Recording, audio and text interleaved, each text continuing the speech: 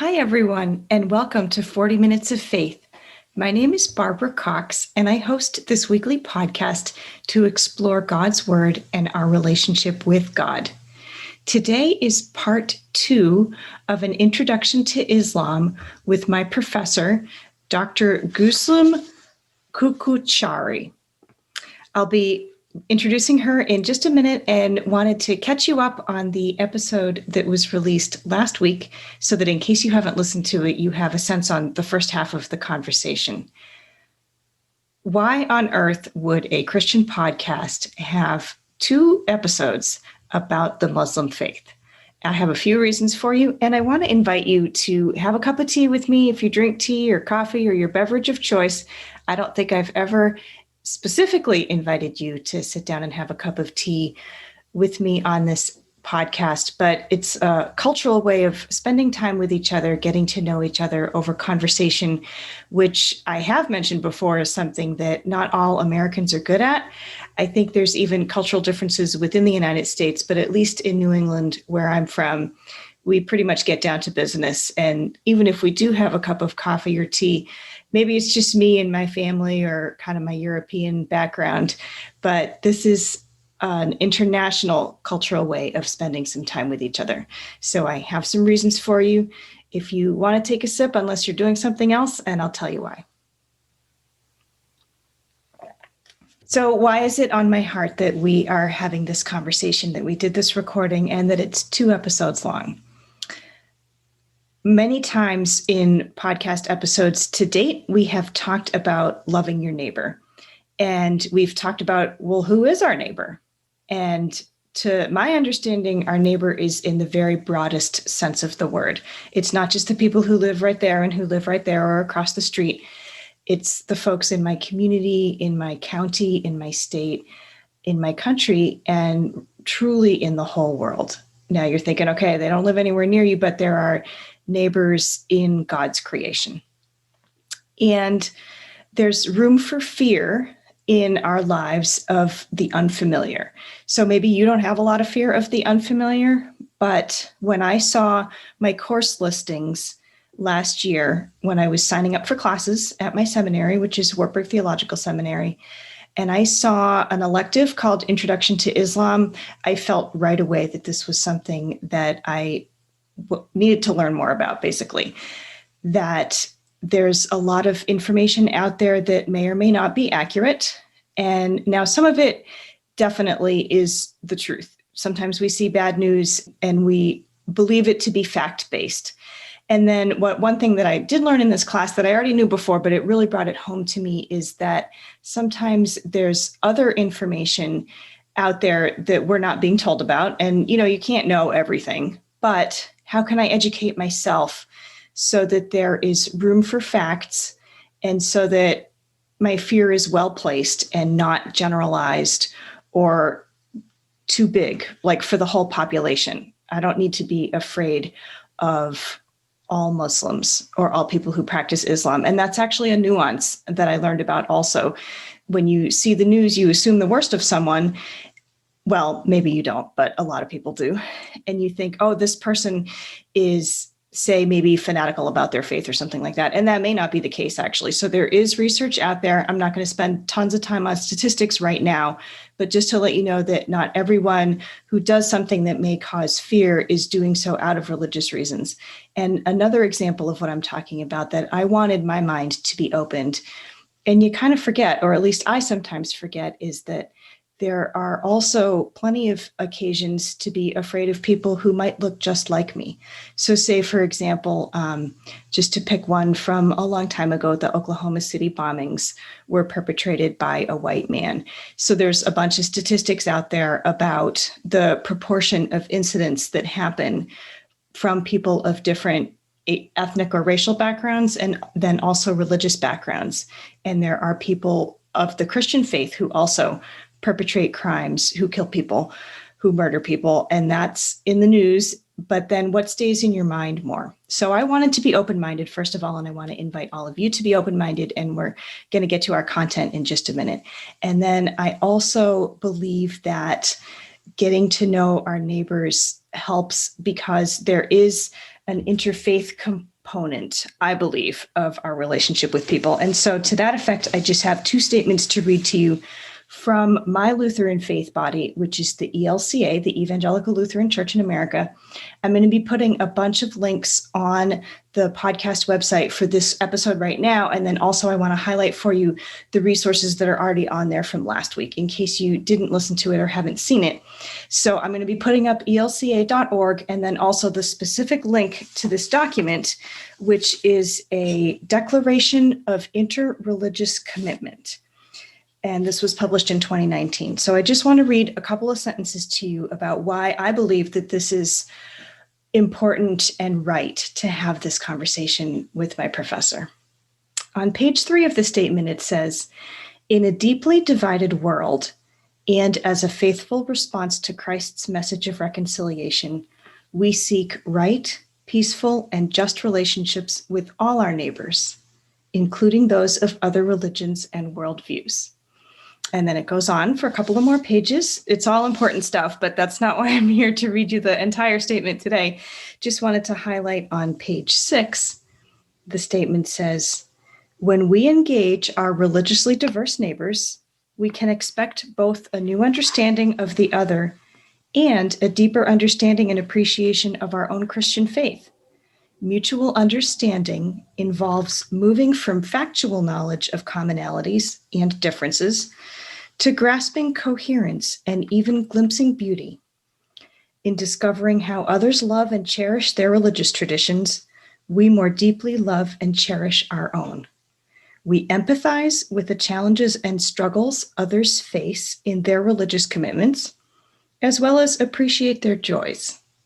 Mutual understanding opens the possibility of friendship and accepting responsibility for each other's well-being."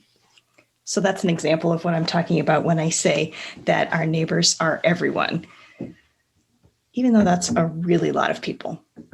So let me share with you some of the resources that are posted on the podcast website, which is 40minutesoffaith.com.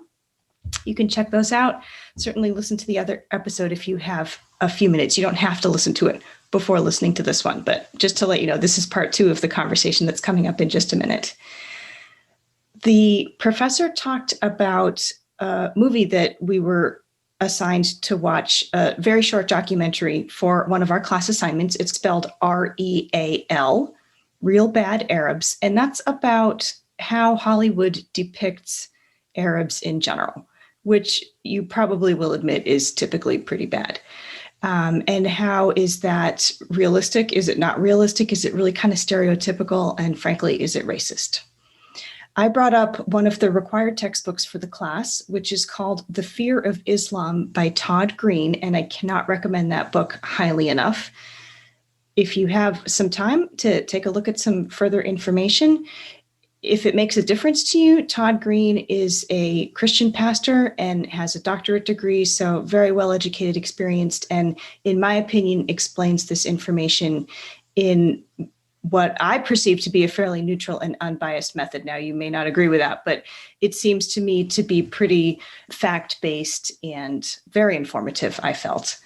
We also talked about single stories. There's a link to an article online, you can also Google it yourself, about how we sometimes in our mind really make too broad assumptions of things. So the example that my professor had brought up is a lot of people, maybe not you, but think of the gigantic continent of Africa as being poor. And that's just not true. Yes, absolutely, there is poverty on the continent of Africa, but not the whole continent of Africa is poor, or other assumptions that we make about people in a certain region. And that also was an example highlighted in the textbook that I just mentioned, The Fear of Islam. Actually, it's not really a textbook, but for my purposes, it was that we assume things about other places, but those things might be true in our own places. So it's easy sometimes to criticize another place. Maybe we say, we're going to just be continuing the conversation now about women's rights in just a minute coming up. One example might be, well, the women in this place are treated horribly. They're abused, they're oppressed, whatever. Okay, that might be true. And are there also women in this other place who are not being treated horribly and oppressed. And I'm not minimizing that the women are being abused. Give me 1 second for the second half of the sentence, which is, you know what, there's women right here where I live, where you live, who are being treated horribly, oppressed, and abused. And is it easier for us to think about, oh, those people over there, they treat each other really badly, when in fact, we treat each other really badly here too. So it's a universal issue. It's not just, oh, this one corner of the world, they treat people really badly, because that happens here as well. We also talked about a Muslim theologian named Saeed Nursey. The last name is spelled Nursi, who wrote a great deal about faith. And my professor spoke about Sufism, which is part of Islam. So she explained what is Sufism all about, what is mysticism, kind of a way of approaching faith that's about relationship with God. And as part of that conversation, we talked about the poet Rumi, who you may have heard of. And I read one verse of a poem, and then we talked a little bit about that poem, which was about Moses, actually, and Moses talking with the shepherd, and then God talking to Moses, that I thought was really meaningful to, even to me as a Christian. I felt like I could pull things out of that poem that were meaningful to me, especially when talking about relationship with God, between God and people. So wanted to share those resources with you as well. So I'm not going to tell you every single thing that we talked about in the first episode. Let you take a listen to that. And let me go ahead now and introduce my professor to you, and we'll go ahead and continue the conversation and have some more tea while you're at it. Let's have some more tea together. Today's guest is Dr. Kucuksari, who was one of my professors this past semester at Wartburg Theological Seminary. Gülsüm has served as faculty at a number of academic institutions and also as a chaplain in Arizona and Massachusetts. She holds a Master's of Arts in Islamic Studies and Christian-Muslim Relations from Hartford Seminary, and her PhD is in Near and Middle Eastern Studies from the University of Arizona. Welcome, Gülsüm. I say this every time. It's difficult for me to address faculty by their first names, but it's the Wartburg way, and I don't intend any disrespect of your academic accomplishments. How are things so far for you this year? Thank you, Barbara. It's a challenging year, like for everyone else and as me as well, but it's going okay. Yeah. Good. Yes, challenging and then some. I'm very grateful that I took your class in Introduction to Islam because I didn't really know very much about it. And I learned that my impressions of the Muslim faith from the news and media was often based on misinformation. Yeah, thank you. And then in terms of women's issues, I just wanted to point out two things. Not only the book by Green, but also many other articles that we read talked about women's rights are not consistently either upheld or denied throughout the world. So there are many Middle Eastern countries where women have high amounts of education. Yeah. And say, for example, in the United States or other Western places, there are many women who are abused and oppressed. So it's not fair to say, oh, let us white people go rescue these Muslim women in a stereotypical way, like we've been talking about, that yes, people all around the world need help, men and women of all different skin colors, including in the United States, and that there are also places where women are not being abused and have education and have rights and have even government leadership positions. So I was glad to learn many different aspects of that concept. Mm-hmm. We didn't talk about the golden civilization or the time of the golden ages for the Muslims, right? We didn't actually mention that, but I think it is important to mention here briefly because in Islamic tradition, there is a high value, traditionally, given to education. And as you talked about the Muslim women in the United States, for example, when you look at the ratios, the Muslim women having graduate education in the US is higher than regular American women. And even in countries like Iran, which actually has women rights abuses, we actually have more women having undergraduate education than men. Or I'm from Turkey. So Turkey, it is very similar. I mean, it is actually a mixture of Western and Eastern world, I think I would say. And of course, there are abuses, but I think I can really compare it to a Western context because you can easily have education. We have some problems in Turkey today, which is it's very problematic because it's actually an Islamic government today. Mm. I have a practical question for you. And then if you can kind of frame that together, if there's a way, how can ordinary people respect other ordinary people who might be different from each other, even perhaps in a visible way? So say, for example, I think I know the answer, but I'm just going to say it anyway. Is it respectful of me to say, oh, Gülsüm, I'm so sorry you have to wear a headscarf. You shouldn't have to wear that. You go ahead and take it off. Mm-hmm. How can we respect each other? Yeah. How can I respect you? Yeah. Good question. Definitely not, right? I was pretty sure you were going to say that. And I apologize that the example is kind of stringent, but even you had mentioned France. If I'm hiring you, your brain is brilliant. It doesn't matter to me if you wear a headscarf, but can we talk about just showing that basic respect for your values, your beliefs, and in this case, of visible attire? Yeah. Most importantly, we should just respect each other, whatever, whoever we are, however we dress or whatever we are. But I think one of the reasons of respect should also come from, again, our shared traditions, because Muslims did not invent the modesty codes for men or women, right? It is an Abrahamic tradition.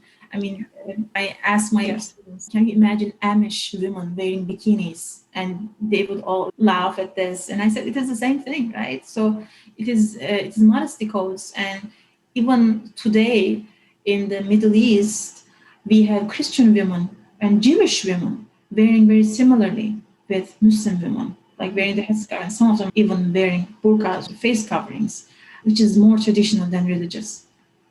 So, I personally had an experience of something similar to what you just told. Like, I remember an older lady when I was a chaplain in a hospital. She was telling me, and she was actually an older lady, a sick lady that I visited in my turns. And she told me like how sad she is for me that my husband might be oppressive. But I understand her. Like, what can I say? Like, because this is what she knows. And I didn't want to hurt her or anything, but that was sad. I wish I could explain that to her in a second, but it is not possible. And this is, I think, what is so frustrating for us as Muslims. Like, it is so hard to explain all of this in briefly, because politics get in play, history gets in play, and if you are not well versed, if you didn't get that education, it is so hard to explain all of those things to people. And you just stay silent and you just say nothing. A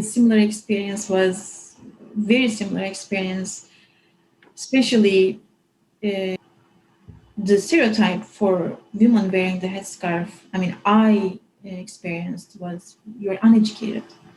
And the first time I remember when I applied for a chaplaincy in a hospital, they asked to come in, and then I think they were going to, it was either for shots or something. I don't remember exactly, I can't recall. But she asked me if I was what is that called? Custodian. Gosh. And I know. No, you're not. I no longer get angry because I know some people don't do it on purpose. But it is also a frustration because you wish you could explain it, but you can't explain it very easily. You can just say, no, I'm not, and this is all, but you can't really change that person's perception because probably she would do the same thing to another person that is in the same shape. Yeah, but if I came in wearing a cross, she probably wouldn't ask me if I was the custodian, which is totally unfair because I could be. What the probability? Oh gosh, I'm so sorry to hear that. But this is so maybe an example of Muslim psyche. Like, again, maybe something Americans, that would be helpful for them to be aware of, that we come from that racist backgrounds. Racist meaning we have encountered that so much in our lives. Even in a country like Turkey that I'm coming from, although it's a Muslim country, although it is a Middle Eastern country, because of the Western hegemony, it was never colonized, but the mentalities are so colonized. Like, there was this, and there still is, this understanding of if you are more European-like, in your beliefs. And it is not like Christian, it's more like atheistic, version of being Western. If you wear like them, if you think like them, if you dance like them, then you're more valued. And I come from that place where you are daily encountering that. And the reason I came to US was because of the ban against headscarf in my own country. I couldn't go to college with my headscarf. I had to take it off for 4 years, and then which led me to go to another place where I could have education with my headscarf. So first thing, maybe my American friends should understand is that it's a choice. Like I made that choice, and it is something that's spiritual to me and I think women would understand me, because I think as we get modest, don't get distracted as much. I mean, there's something in us. I don't know, Barb, if you share with me, but women have a tendency. We like to be beautiful. I think this is a very women thing. And sometimes when we go from the limits and wear shorts or this and that, it can actually distract us from God. Maybe it's my own personal experience. Maybe I shouldn't. But this has been my experience, and I know a lot of Muslim women share that. And I heard from some Christian students of mine saying Christian women also are modest. Yeah, she told me. So I think there's this sense of, it's a choice that you actually find spiritual, you find is a ritualistic. And then the other thing that my friends should also be aware of is we come from that racist background where we have experienced something reminiscent of African American experience. No, I can't really compare it to, because that would be belittling their experience, but that is reminiscent of it because of there is a cultural racism, maybe I should say, in Turkey that I went through because of like you are automatically thought of you're ignorant. Like I remember a friend of mine told me when her mother, who was actually a teacher, when she went to a government place and they asked her to, sign, they automatically told her, you can just put your finger on. Probably you don't know how to sign. And because people would earlier just, stamp on their finger. So, and they automatically think it's very similar to what I experienced here, like if you're a custodian. So so many examples of that. And so knowing that, I think would help our American friends to put, or let's say, to see more parts of the puzzle. Yeah. To look at. Don't assume that anyone is less educated or more educated or that they're oppressed. Now, they might be, but it's not automatic proof. And I just want to throw myself under the bus. I like to do this because I had to look up the word hegemony at the beginning of class because I had heard about it, but I wasn't really exactly sure what it meant. So I only will say that about myself. Probably everybody listening knows what it means, but just in case anybody is not quite sure, and you can double check me on this. This is like a pop quiz for me. I think it means, like the example was given of Europeans during colonial times coming in and basically saying, we're better. Our way is the right way, the way we do things, and the way the local people have the culture and the life is inferior. So we're speaking against that, basically. Yeah. And it is not always very apparent. Hegemony is not always very okay. It is not always very obvious.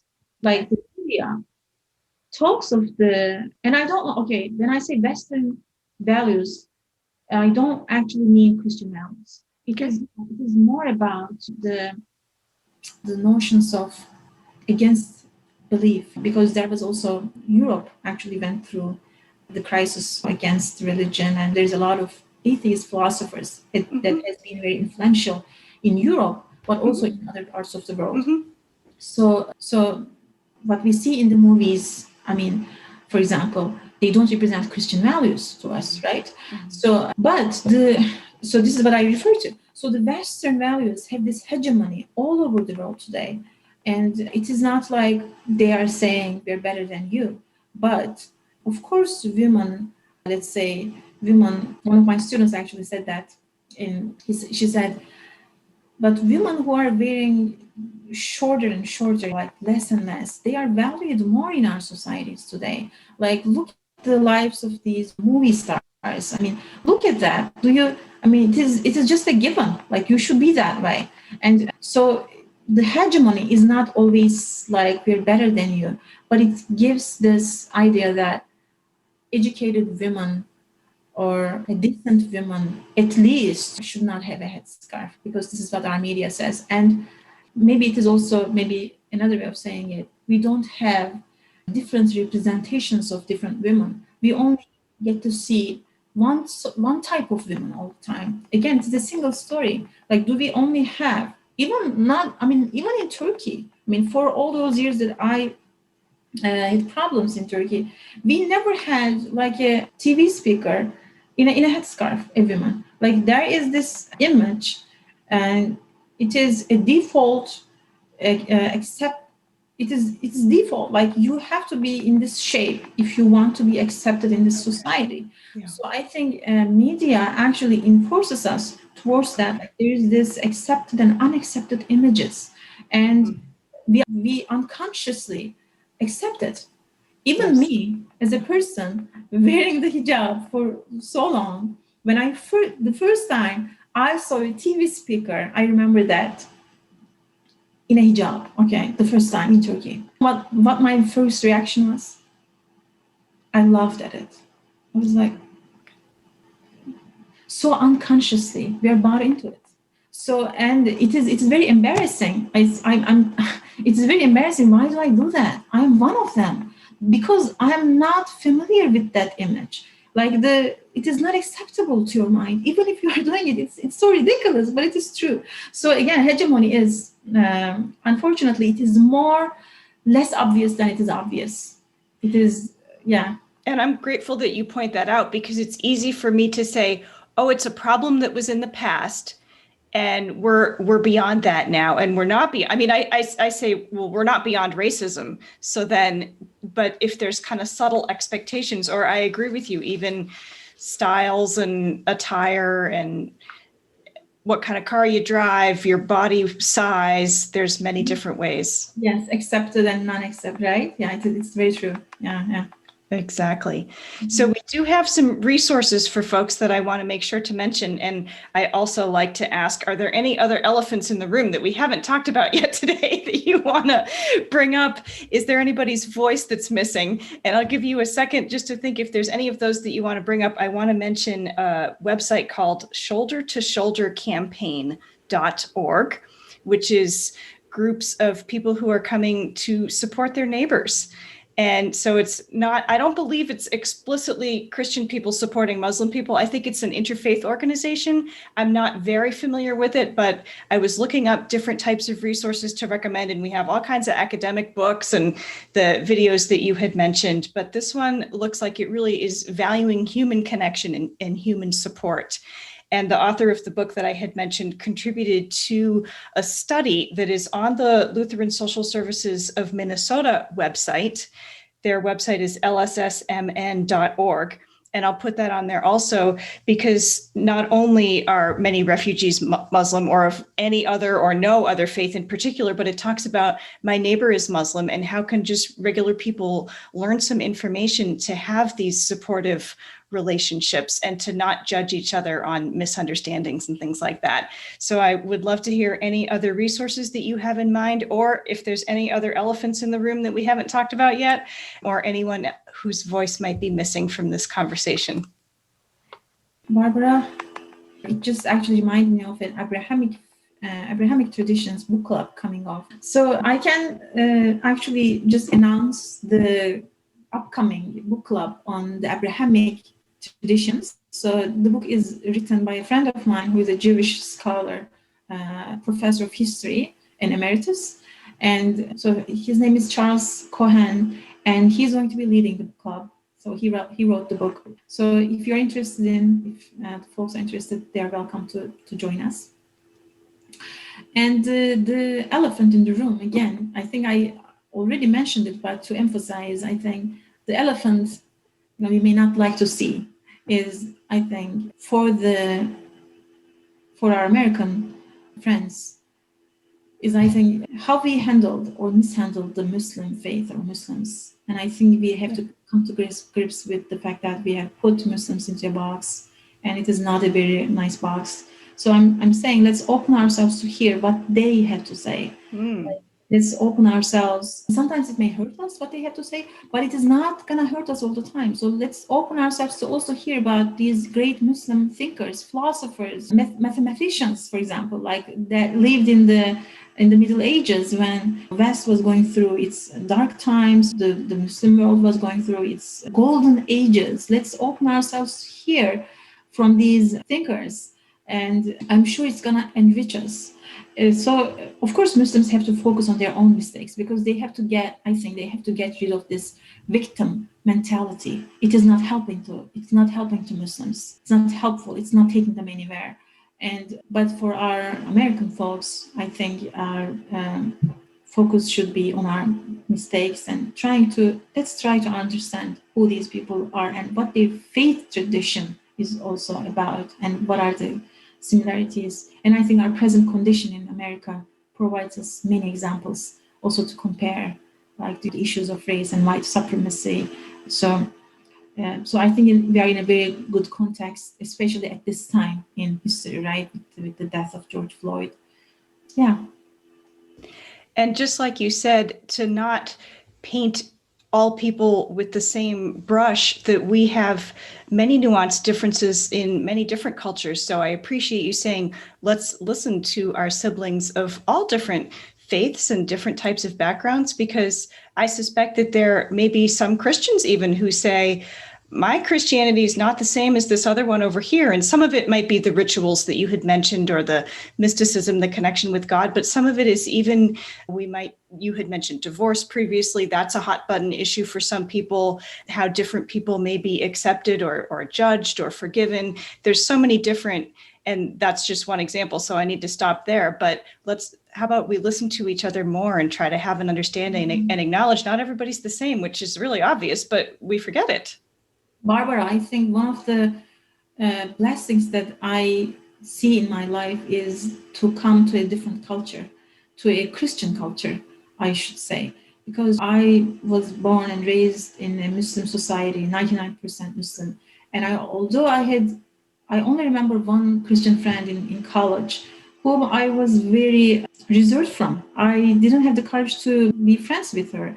And now looking back, I wish I actually had the courage. But coming to this society, I think it's a blessing of God. I mean, I really see this. Honestly, I see this as a blessing of God, because, I mean, you only see just one part of the entire creation of, human beings of God when you are in your little local area. But when you come to a totally different culture, I have experienced the beautiful spirituality of my Christian friends. And I shared and I saw the beauty of, I